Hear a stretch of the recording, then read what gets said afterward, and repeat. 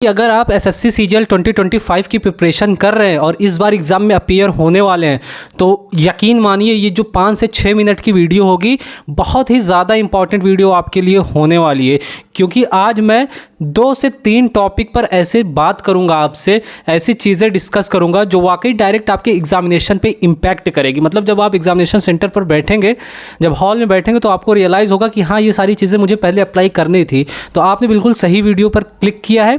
Video start करूँ इससे पहले 2 जेन्युइन इन्फॉर्मेशन सुन लीजिए। सबसे पहली चीज़, मैंने एक टेलीग्राम ग्रुप बना रखा है जिस पर लगभग 12,000 प्लस एस्पिरेंट्स अभी उस पर जुड़ चुके हैं। देखिए, अगर आप 10-20 टेलीग्राम फर्जी ज्वाइन करके रखे हैं चैनल को, उससे बेटर है किसी 1, 2, 3 एजुकेशनल ग्रुप को ज्वाइन करके रखिए जहां पर आपको सारी चीज़ें मिल सके, सारी क्विज में मिल सके। अब आप पूछेंगे कि मेरे टेलीग्राम पर क्या चीज़ खास है ग्रुप में, तो वहां जो क्वेश्चन मैं प्रोवाइड कर रहा हूं full of explanation, detailed explanation के साथ इंग्लिश और अब जीके जीएस के भी स्टार्ट कर चुका हूं।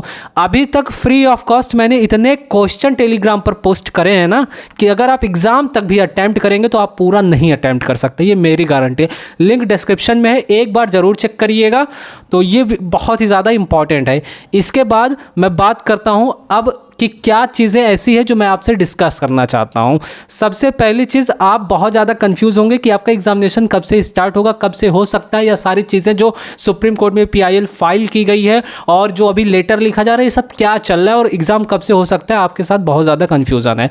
सबसे पहली चीज़, 15 सितंबर से पहले आपका एग्ज़ाम शेड्यूल नहीं किया जाएगा, ये नोट करके आप रख लीजिए, ठीक है ना। एक चीज़ आपको क्लियर हो गया।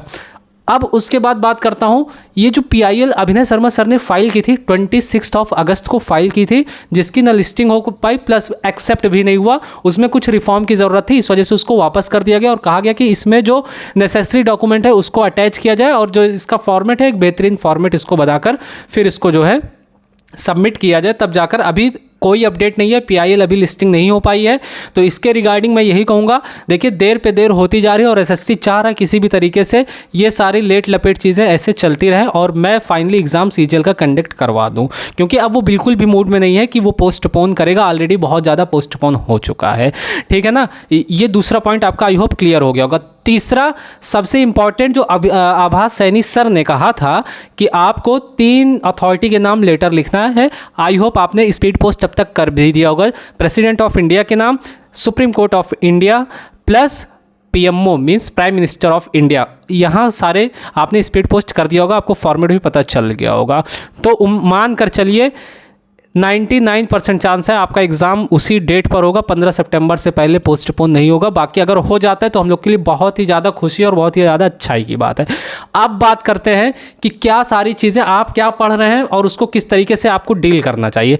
सबसे पहली चीज़, आप जो मॉक टेस्ट अभी तक दे रहे थे, मेरे ख्याल से आप सारे नए पैटर्न पर मॉक दे रहे थे, ठीक है ना। आप बिल्कुल पुराना भूल चुके होंगे, मतलब आपको पुराने की याद भी नहीं कि टीसीएस भी है यार उसका भी। तो मैं आपको बता देना चाहता हूँ, जब सिलेक्शन पोस्ट फेज 13 का फर्स्ट टाइम में एग्ज़ाम हुआ था तो उसमें बहुत सारे नए टॉपिक ऐड हुए थे, बट अभी जो री एग्ज़ाम हुआ और इसके बीच जो सारा इतना हल्ला गुल्ला हुआ कि आउट ऑफ सिलेबस क्वेश्चन आ रहा, तो मैं बताना चाहता हूँ एसएससी अपनी उस गलती को तो सुधार ही लिया है। आउट ऑफ सिलेबस क्वेश्चन लगभग देखने को नहीं मिले हैं। तो मैं आपको एक चीज़ सजेस्ट करना चाहता हूँ कि जैसे आप अगर टेक्स्ट बुक से मॉक लगा रहे हैं और अगर मॉक का पास नहीं है, आपने पास नहीं परचेज किया, तो अभी ऑफर भी चल रहा, आप मेरा कूपन कोड QNRS38 यूज़ करके आप मॉक परचेस कर सकते हैं, ठीक है ना। आप जब मॉक परचेस कर लेंगे तो अब आपको जितने भी नए टॉपिक आपने अभी तक प्रैक्टिस करें, जितने भी नए टॉपिक पढ़ें, अब उसको बिल्कुल भी हाथ नहीं लगाना, क्योंकि एसएससी सिलेक्शन पोस्ट फेज 13 का जो री एग्ज़ाम हुआ था उसमें एसएससी ने अपनी गलती और खामियां सुधार ली, वो टीसीएस पैटर्न पर फिर वापस आ गया। और इसके साथ जैसे मैथ्स में आपने पढ़ा Monty hall problem plus modular arithmetic, फिर इसके बाद 2-3 टॉपिक क्वार्टाइल एक टॉपिक, इसके बाद आपने स्टैटिस्टिक्स भी पढ़ डाला। तो नए टॉपिक के चक्कर में आप अपना ओल्ड बेस बिल्कुल भी वीक मत करिए, उसका भी मॉक कंटिन्यू देते रहिए, बहुत ज़्यादा इंपॉर्टेंट है। देखिए मान के चलिए अभी आपके पास 15 दिन है, ठीक है ना।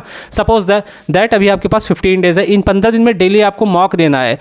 सिर्फ और सिर्फ 3 से 4 मॉक आप एग्ज़ाम तक नए पैटर्न पर देंगे, बाकी आपको सारे मॉक टीसीएस पैटर्न पर देना है। और आपने जितने नए टॉपिक अभी तक पढ़ लिए अब उनको हाथ भी नहीं लगाना है, जो पढ़ लिया अब उसको मॉक के थ्रू आप रिवाइज करते रहिए। अब नए टॉपिक के पीछे बिल्कुल मत भागिए कि इन टीचर्स की भी वीडियो आई, एक ही टॉपिक की देख ली, उन टीचर्स की भी वीडियो है तो एक ही टॉपिक की वो भी देख ली, तो इससे आपका टाइम वेस्ट हो रहा है। मैं आपको बता देना चाहता हूँ रीजनिंग थोड़ा सा लिटिल बिट टफ आ रही है टाइम के कंपेरिजन में, रीजनिंग पे आपको ज़्यादा फोकस करना पड़ेगा, ठीक है ना। जल्दी जल्दी सारी चीज़ें खत्म करके आपको रीजनिंग पर फिर वापस आना पड़ेगा, क्योंकि इसमें टाइम कंज्यूमिंग रीजनिंग आ रही, थोड़ा सा कैलकुलेटिव रीजनिंग आ रही है, ठीक है ना। मैथमेटिक्स भी थोड़ा सा कैलकुलेटिव किया है, बट इस बार जो है टीसीएस पैटर्न पर फिर वो शिफ्ट हो गया है। आई होप ये चीज़ें आपको क्लियर हुई होंगी।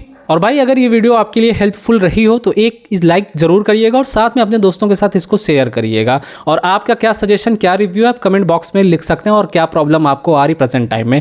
तो टेलीग्राम पर विजिट करना बिल्कुल मत भूलिएगा, मैंडेटरी है। आपने अगर मेरे टेलीग्राम ग्रुप को मिस किया तो समझ लीजिए आप कहीं ना कहीं प्रिपरेशन से पीछे जा रहे हैं, कहीं ना कहीं प्रैक्टिस से पीछे जा रहे हैं। तो वहाँ सारी चीज़ें मैं एक कंसाइज वे में आपको प्रोवाइड कर रहा हूँ, ठीक है ना। आई होप आपको ये वीडियो अच्छी लगी होगी। मिलता हूँ आपके साथ नेक्स्ट वीडियो में। Thanks for watching.